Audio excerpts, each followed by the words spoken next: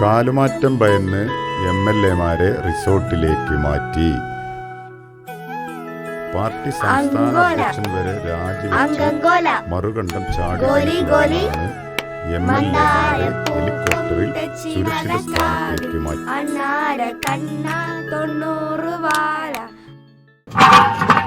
കൊണ്ടുപോയി അവിടുന്ന്.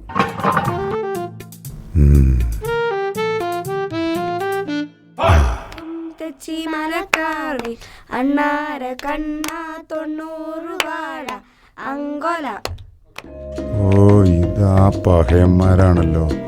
ഓരിപ്പോ ഇങ്ങോട്ട് തന്നെയാ വരുന്നത്. ആ, അങ്ങോട്ട് തന്നെ. ഈ പൗരത്വ വിഷയമൊക്കെ ഭയങ്കര ചർച്ചയാണ് കേട്ടോ. അതെ അതെ അതെ.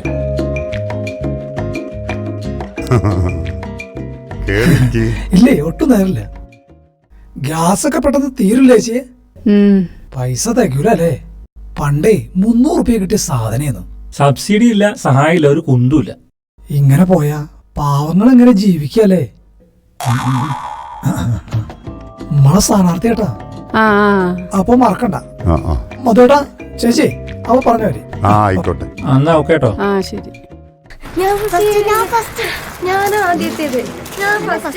അതെ, ലാസ്റ്റ് ബസ് കേട്ടോ, മറക്കരുത്.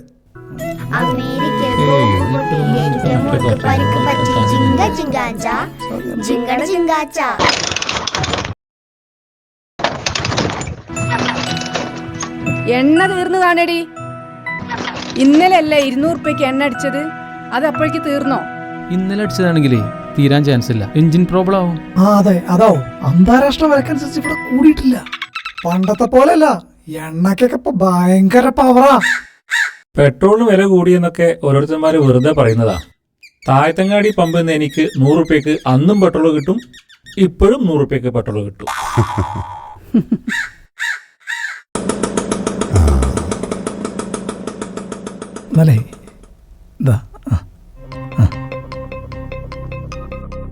രാവിലെ നിങ്ങൾ നോട്ടീസ് തന്നതാണല്ലോ.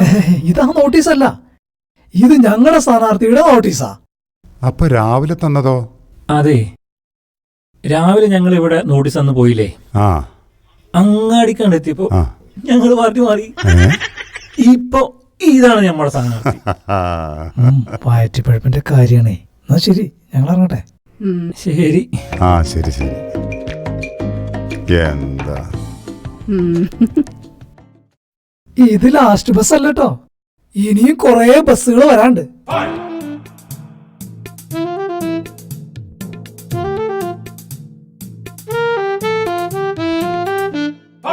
നയമില്ല, നിലപാടില്ല, ഇങ്ങനെ കുറേ എണ്ണം.